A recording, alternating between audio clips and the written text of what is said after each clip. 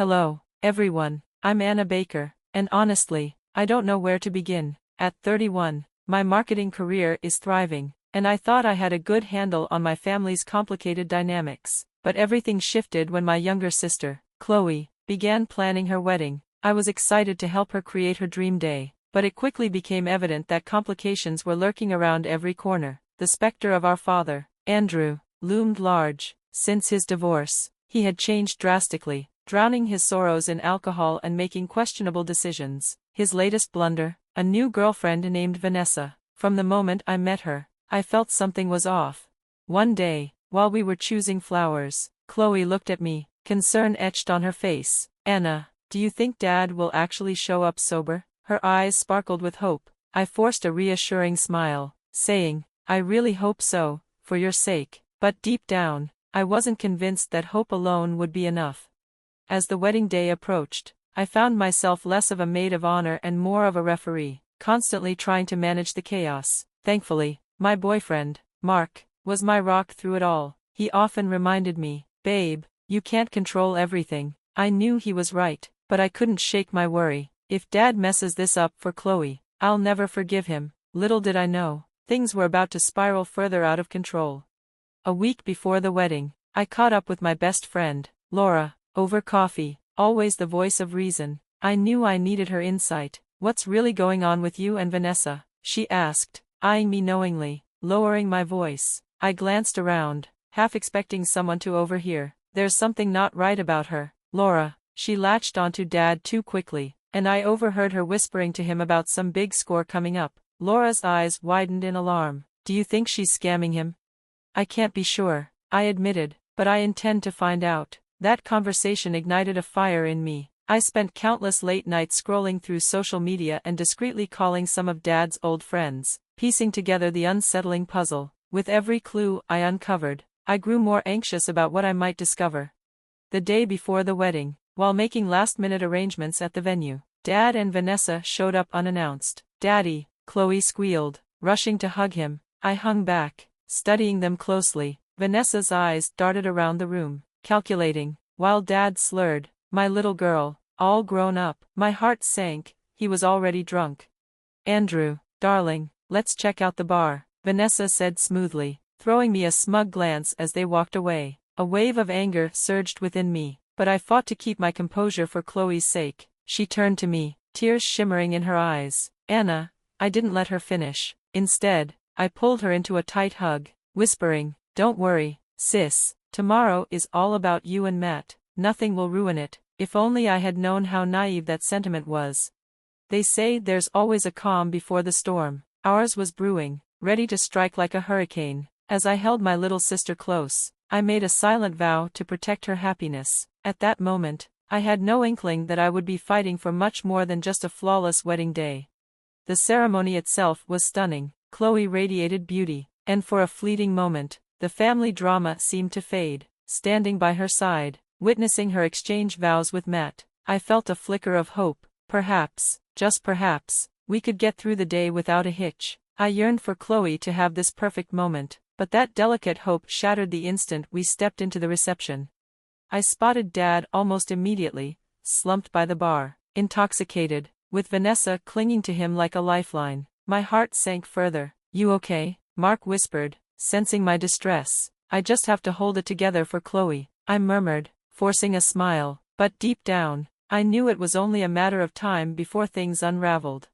As the night progressed, the tension in the room became unbearable. Dad's laughter echoed, his movements growing increasingly erratic. Vanessa's eyes roamed the crowd, a strange gleam that made my skin crawl. "Anna, Dad's making a scene," Chloe whispered, worry lacing her voice. "I'll take care of it," I promised, trying to sound composed.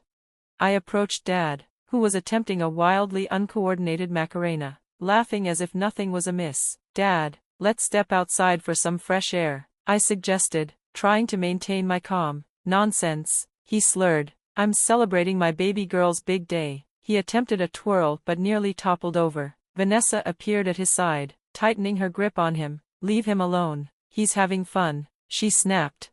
"This isn't about fun, it's about respecting Chloe on her special day," I retorted, my voice steady despite my racing heart. Vanessa's eyes narrowed, and she sneered. You think you're so perfect, don't you? Always trying to control everything. The argument escalated quickly. We moved to a quieter corner of the room, but our voices rose with every exchange. You don't know anything about our family, I shot back, frustration boiling over. I know one thing, she hissed. Your daddy prefers my company over yours. That was the breaking point. Is that before or after you drained him of his money, Vanessa? I snapped, my voice trembling with rage, her expression contorted with fury, and before I could react, she lunged at me, removing her heeled sandal and swinging it toward my head. Time seemed to slow as the heel connected with my temple, pain radiating through my skull. Guests screamed, chaos erupted, and the world around us turned into a blur of noise and confusion.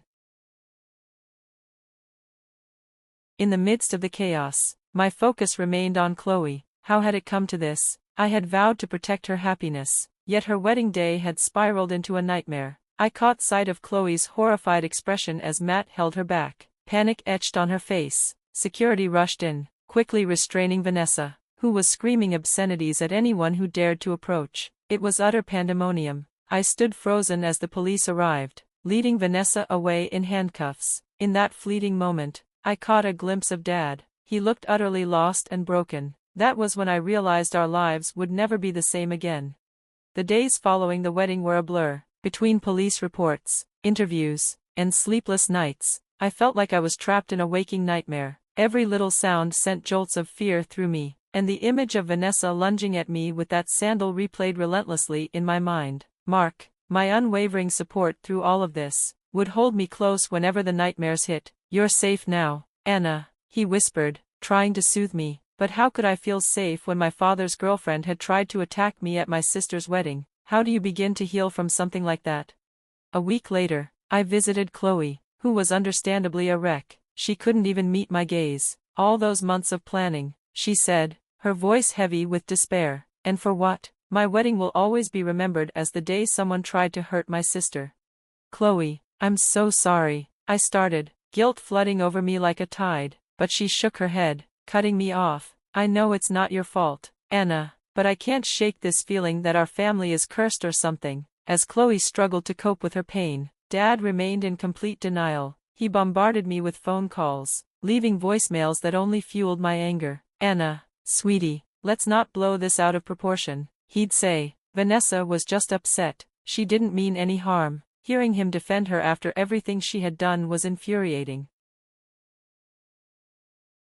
The final straw came when he showed up at my apartment, the smell of alcohol clinging to him like a shroud. I opened the door to find him swaying slightly, his eyes glassy and unfocused. Dad, you need to leave, I said, trying to keep my voice steady. But Pumpkin, we're family, we need to stick together, he slurred, sounding pathetic. I felt something harden within me as I looked at him. No, Dad, we're done, I can't do this anymore. The hurt in his eyes almost made me falter, almost, but as I closed the door, I knew I had to stand firm. I knew confronting my father was the right thing to do. Meanwhile, Laura, my fiercely determined best friend, had begun digging into Vanessa's past. What we uncovered left me utterly speechless. Anna, look at this, Laura said one evening, spreading a stack of papers across my coffee table. Vanessa has a record, assault, fraud, you name it. My stomach churned as I scanned the documents. How could Dad not know about this? Laura hesitated, biting her lip. That's the thing, Anna, I think he did. The realization hit me like a ton of bricks. We discovered joint bank accounts and suspicious money transfers, evidence that Dad wasn't merely a victim, he was complicit in her schemes. Breaking the news to Chloe was one of the hardest things I've ever had to do. We sat together in her kitchen, wedding gifts still piled in the corner, untouched. I can't believe it, she whispered, tears streaming down her face. How could he do this to us? I don't even know him anymore. I don't know who Dad is either, I replied softly, but we need to protect ourselves now. Chloe met my gaze, her expression shifting from shock to determination. I'm with you, Anna, always. Despite her words, guilt weighed heavily on me. I had exposed our father's crimes, and in doing so, I might have destroyed his life. But hadn't he already done that to himself? The swirling mix of anger, confusion, and guilt felt overwhelming, so I decided to seek help. That's how I found myself in a therapist's office, desperate to make sense of it all. Anna, it's normal to feel conflicted. My therapist, Dr. Evans, reassured me during one session. You've been through something traumatic. You're grieving the loss of the father you thought you knew. I stared down at my hands, feeling torn, but shouldn't I hate him after everything he's done? There's no should when it comes to emotions, she explained kindly. What matters is that you acknowledge your feelings and work through them. Working through it sounded easy, but it was far from it. Still, as I left Dr. Evans's office that day, I felt a flicker of hope. It wasn't much, but it was a start. Maybe I could rebuild something positive from the ruins of my family's past. 4 months after the wedding disaster, I found myself in an unexpected place, happy. Despite everything, I had a strong support system. Chloe, Mark, Laura, and I had become an unbreakable team, our bond stronger than ever.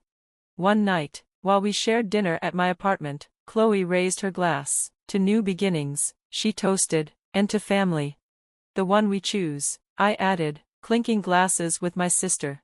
The media had turned Vanessa's trial into a circus. Sitting in that courtroom, my stomach churned as her true nature was exposed for everyone to see. Dad sat beside me, looking utterly stunned as her criminal history came to light. But the real shock was yet to come. Laura and I had been hard at work gathering evidence of Dad's involvement in Vanessa's schemes. During the trial, our lawyer stood up and addressed the court. Your Honor, we have documentation proving Andrew Baker's involvement in Miss Lang's fraudulent activities. As the legal battle unfolded, my personal life took an unexpected turn for the better. My career began to flourish. One Sunday afternoon, my boss called me into his office. Anna, we're promoting you to Senior Marketing Director, he said with a smile. Your resilience and creativity over the past year have been outstanding. I left his office in a daze, immediately calling Mark to share the news. Babe, that's incredible. I'm so proud of you, he exclaimed, excitement radiating from his voice. Amidst all the chaos, Chloe and Matt made a beautiful decision. They chose to renew their vows. This time, it was an intimate ceremony in their backyard with only close friends and family. Second time's the charm, Matt joked, making Chloe giggle as they exchanged rings again. Watching them, I felt a wave of peace wash over me. We were finally healing, together. Then came the day of Vanessa's sentencing. The courtroom was thick with tension as the judge prepared to deliver the verdict. As I sat there, I reflected on how far we had come since that fateful wedding day. We had endured so much pain and betrayal, but somehow we had emerged stronger, ready to move forward. It wasn't easy, but we had found our way back to each other. The storm had passed, and we were finally finding our calm again. I stood up to deliver my victim impact statement, my hands trembling but my voice steady. The scars from that night run deep. I began, but they've made me stronger. I locked eyes with Vanessa, knowing this was my moment to reclaim my life. I'm here today not as a victim, but as a survivor. As Vanessa was led away in handcuffs, a profound sense of closure washed over me. It felt like a long, painful chapter of my life was finally coming to an end. The real celebration, however, came a month later. Chloe, Matt, Mark, Laura, and I gathered at my favorite restaurant to celebrate my promotion and everything we had overcome together. To Anna, Laura raised her glass, her smile radiant. The strongest person I know. I couldn't let her finish without adding, to all of us. I glanced around at the faces of the people who had stood by me through the hardest year of my life, proving that family isn't just about blood, it's about loyalty and love. As we laughed and shared stories, I felt something shift within me. I realized how much had changed. The past year had been a nightmare, but in a strange way, it had also been a gift. It showed me who truly mattered, taught me how strong I could be, and gave me the courage to cut out the negativity and toxic influences in my life. Sitting there, surrounded by genuine love and happiness, I knew this was my happy ending. It wasn't perfect, and it came with its scars, but it was real, and that made it beautiful. For the first time in a long while, I felt hopeful about the future. I was grateful for the family I had found and the strength I had discovered within myself. So, that's where my story ends, but I'm curious about your thoughts. If you were in my shoes, would you have given your father another chance after everything he did, or would you have maintained the boundaries I set? It's a tough decision, and I know many of you have faced similar struggles with toxic family members. I'd love to hear your experiences. Please share in the comments how you've navigated difficult family dynamics in your lives. If my story resonated with you, please hit that like button and consider subscribing for more real-life stories and discussions about managing complicated family relationships.